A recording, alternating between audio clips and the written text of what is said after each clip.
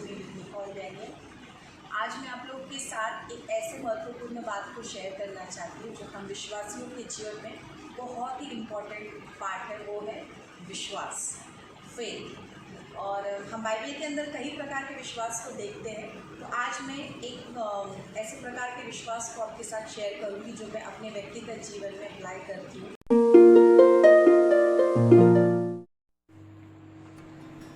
तो जैसे विश्वास आज हम सीखने वाले हैं, फेथ क्या होता है या फेथ का क्या प्रकार होता है, तो मैं मेरे लाइफ से ही आपको बताना चाहती हूँ।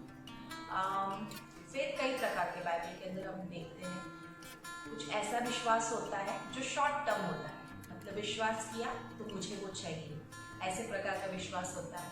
कुछ विश्वास पेशेंस रखने वाला या फिर प्रभु से मांग कर प्रभु की राह देखने वाला विश्वास होता है। कुछ अनदेखी बातों पर भी विश्वास करने वाला विश्वास होता है। तो ऐसे कई प्रकार के विश्वास, राई के दाने के समान रखने वाला विश्वास होता है जो दिखता छोटा है लेकिन संपूर्ण होता है। तो ऐसे कई प्रकार के विश्वास है, लेकिन आज मैं आपको एक ऐसे विश्वास के बारे में बताऊंगी। ऐसा विश्वास मैं मेरे प्रभु यीशु पर करती हूँ। तो इसी बातों के द्वारा मैं आपको आज कुछ मेरे व्यक्तिगत जीवन के बारे में शेयर करूंगी वचन के द्वारा। जैसे हम एक घटना बाइबल के अंदर पढ़ते हैं, यूहन्ना उसका 11वां अध्याय, जॉन चैप्टर 11।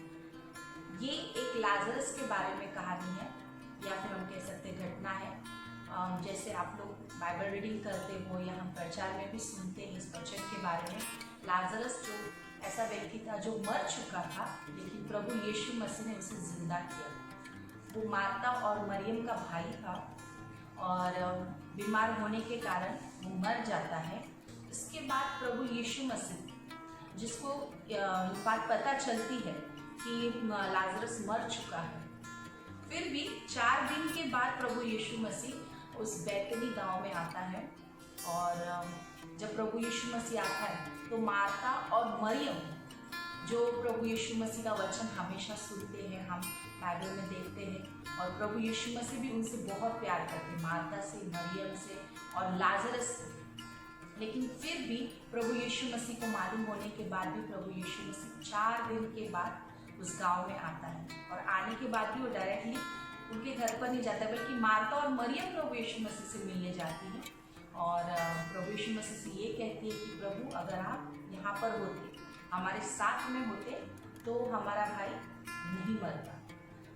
और ये बात को कहने के बाद प्रभु यीशु मसीह जब इस कब्र की ओर जाते हैं, तो वही मार्ता और मरियम ये कहते प्रभु यीशु मसीह से कि अभी जाके कुछ फ़ायदा नहीं, क्योंकि हमारा भाई मर चुका है और उसको 4 दिन हो चुके हैं, वो सड़ गया होगा, उसके शरीर से, उसके मरे हुए शरीर से बदबू आ रही होगी। लेकिन प्रभु यीशु मसीह फिर भी वहाँ पर जाता है और हम बाइबल के अंदर पढ़ते हैं कि प्रभु यीशु मसीह अपने शब्द के द्वारा, अपने वचन, अपने वाणी के द्वारा आवाज़ देकर लाजरस को जिंदा करता है और लाजरस उस शब्द को सुनकर उस कब्र से बाहर आ जाता है।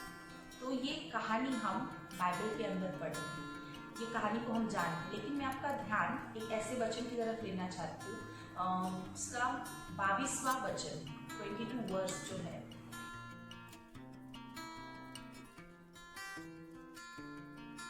जब मार्था प्रभु यीशु मसीह से मिलने जाती है तो प्रभु यीशु मसीह को वो ये कहती है कि आप यहाँ पर होते तो मेरा भाई नहीं मरता।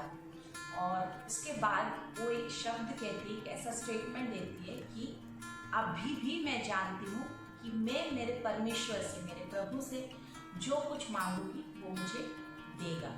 इंग्लिश में ऐसा लिखा है, but even now I know whatever, जो भी, व्हाटएवर, अभी भी मैं जानती हूँ मेरा भाई मर चुका है, उसको मरे हुए 4 दिन हो चुके हैं, वो इसका शरीर जो वो सड़ चुका है, उसमें से बदबू आ रही है, लेकिन अभी भी मैं जानती हूँ कि मेरा प्रभु यीशु मसीह, उससे मैं जो कुछ मांगूंगी वो कर सकता है, वो मुझे दे सकता है।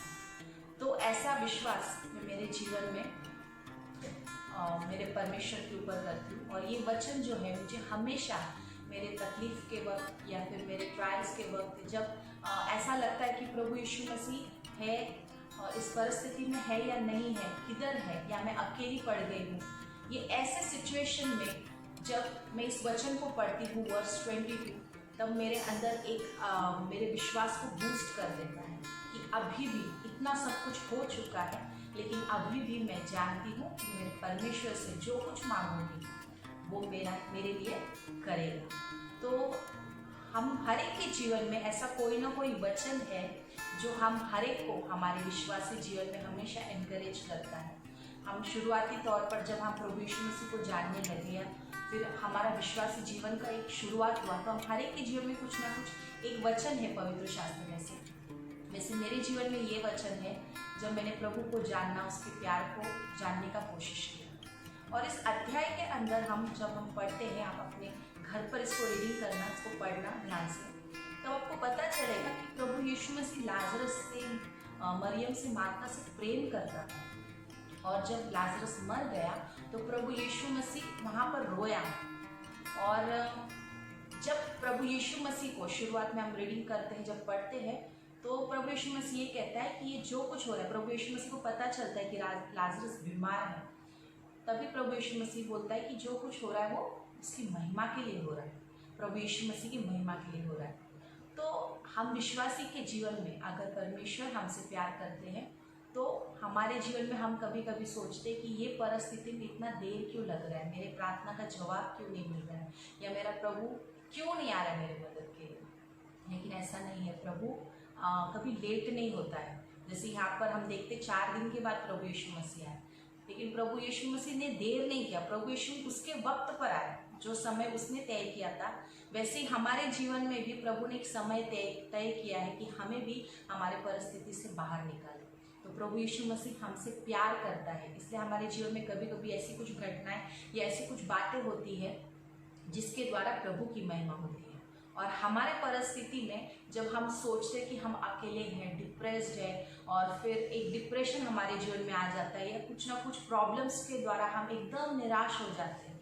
लेकिन ये प्रॉब्लम में, ये सिचुएशन में हम अकेले नहीं रोते रहते, या हम अकेले दुखी नहीं होते। हमारा प्रभु यीशु मसीह भी हमारे साथ रोता है, वो भी दुखी होता है, लेकिन वो उसके द्वारा, उस प्रॉब्लम के द्वारा या फिर उस तकलीफ के द्वारा एक महिमा को निर्माण करना चाहता है। इसलिए वो हमारे जीवन में ऐसी सिचुएशन को लेके आता है।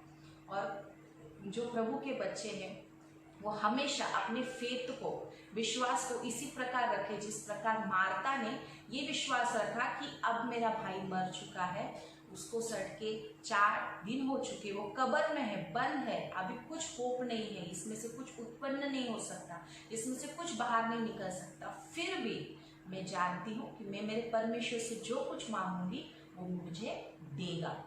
तो ये मैं चाहती हूँ कि आप भी इस प्रकार विश्वास करें जिस प्रकार मैं अपने जीवन में मेरे परमेश्वर पर विश्वास करती हूँ। कभी डिस्करेज नहीं होना, और अपनी तकलीफ में ये बात को याद रखना कि हम अभी भी जानते हैं हमारा परमेश्वर कभी नहीं बदलता, वो उससे हम जो कुछ मांगेंगे वो हमारे लिए करेगा।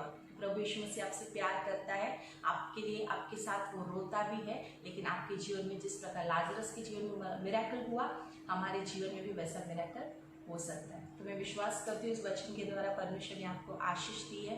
22वां वचन जो मेरे व्यक्तिगत जीवन में मुझे एनकरेज करता है, तो मैं चाहती हूँ आप लोग भी ऐसे आपके जीवन में एनकरेज करने वाला, आपको प्रोत्साहन देने वाला, आपके विश्वास को बूस्ट करने वाला कोई वचन जो होगा, तो आप भी मेरे साथ शेयर करें कमेंट बॉक्स में, और आपकी गवाहियों को भी आप शेयर कर सकते हैं, ताकि हम सब मिलकर हमारे परमेश्वर की महिमा करें। प्रभु आप सबको आशीष करें।